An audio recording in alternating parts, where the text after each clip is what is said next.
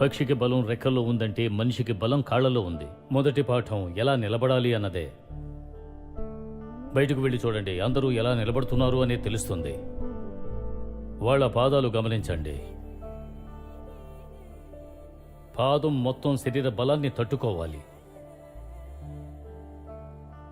పాదాలకు మనం తగిన శిక్షణ ఇవ్వలేదు అంటే ఆ తరువాత అది మన శరీరాన్ని సోమరిగా మారుస్తుంది.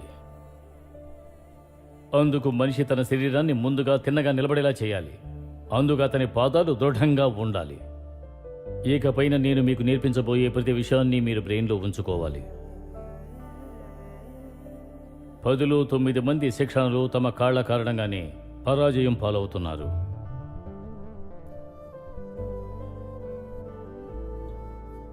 మనం మన సొంత పాదాల మీద దృఢంగా నిలబడడం నేర్చుకోవాలి. ఇదే మన జీవితంలో నేర్చుకోవాల్సిన ముఖ్యమైన పాఠం.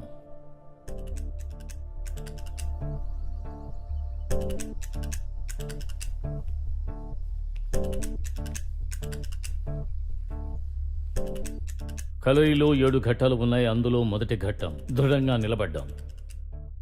మన పాదాలు భూమి మీద స్థిరంగా నిలబడ్డానికి కొద్ది స్థలం చాలు. ఆ చిన్న స్థలాన్ని కలం అని అంటారు. ఆ కళంలో మనం స్థిరంగా నిలబడ్డాన్ని ప్రాణశక్తి అంటారు. తల నుండి కాళ్ల వరకు ఏ ఆటంకాలు లేకుండా ప్రవహించాలి.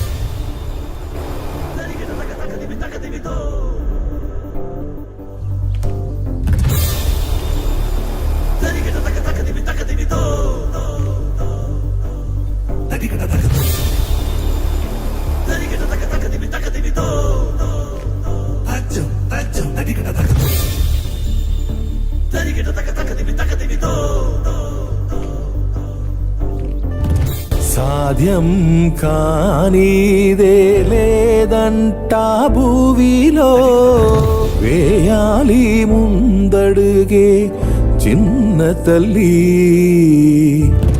చేయాలి నువ్వేలే సాహసములే. సూర్య భగవానుడి స్ఫూర్తనుకో.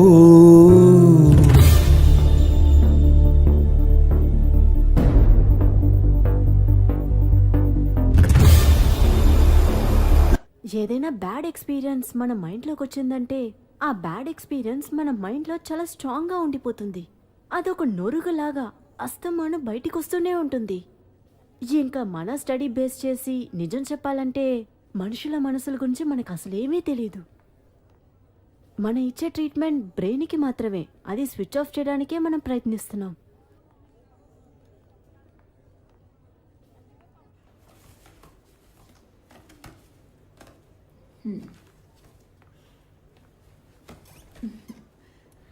అసలు హానెస్ట్గా చెప్పాలంటే నిత్యాకి నేను ఎటువంటి ట్రీట్మెంట్ స్టార్ట్ చేయలేదు.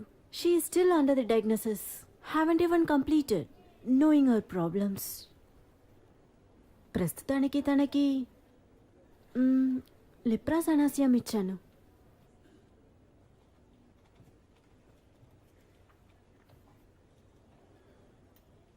తనకి దాదాపు 7 సార్లు కౌన్సిలింగ్ ఇచ్చాను. ఈవెన్ హిప్నాటిస్ కూడా చేశాను. Yeah, I know it's a old technique, but it helps.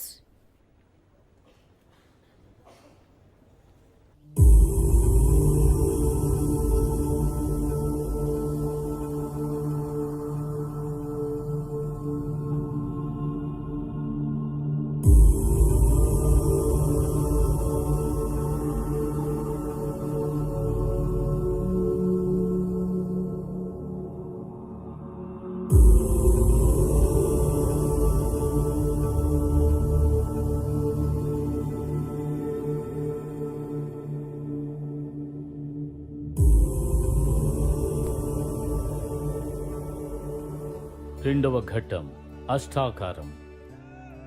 అది 8 జంతువుల లక్షణం. భూమి మీద ఎన్నో రకాల శరీరాలు ఉన్నాయి. అందులో ప్రత్యేక అమరిక ఉన్నది మనిషి శరీరం. ఎందుకంటే మానవ శరీరం అనేది మిగతా జంతువుల అన్ని శరీరాలకి భిన్నమైనది. ప్రతి జంతువు వేలాది సంవత్సరాలుగా పుట్టి పెరిగి రూపాంతరం చెంది అవి ఒక్కొక్కటి ప్రత్యేకమైన ప్రతిభలను సంతరించుకుంటాయి. మనం కూడా ఆ ప్రతిభలను మన శరీరంలోకి ధారాళంగా తీసుకురావచ్చు. వరాహ, గజ, మాజాలు, సింహం, సర్పం, కుక్కుడ. మన అంతరంగం కూడా ప్రశాంతమైన స్థితిలో ఉండాలి. మిమ్మల్ని మీరు గెలవగలిగితేనే మనం కూడా స్థితప్రజ్ఞుల్లాగా దృఢమైన మనసుతో జీవించగలం. మన మనస్సు శాంత స్వరూపమై ఉండాలి. కలరీ పూర్తిగా చదివిన తర్వాత మనసంతా అహింసతో నిండిపోతుంది. మనం కలరీ చదివేది పోరాటానికే. మనం ఏ ఆయుధం తీసుకున్నా, ఎవరిని ఎదిరించి పోరాడినా మన మనస్సు ఎప్పుడు త్యాగ నిరతితో ఉండాలి. సరస్సు మధ్యలో ఉండే శిల్పంలాగా. కోపం, ఈర్ష్య మన మనసులో ఉంటే అది మన శరీర బలాన్ని క్షీణింపచేస్తుంది. మన మనస్సు ప్రశాంతంగా ఉంటే మన శరీరం ఎంతో శక్తివంతమవుతుంది. కలరీలో 3వ ఘట్టం పోరాటం, మనశ్శాంతి. దీన్ని ప్రయోగమని అంటారు. ఇది సముద్రంలోని అలలు లాంటివి. శిక్షణ కోసం తలపడుతూ ఉంటాయి. పైకి అలలు ఎంత చెలరేగినా సముద్రపు లోతులో ప్రశాంతంగానే ఉంటుంది.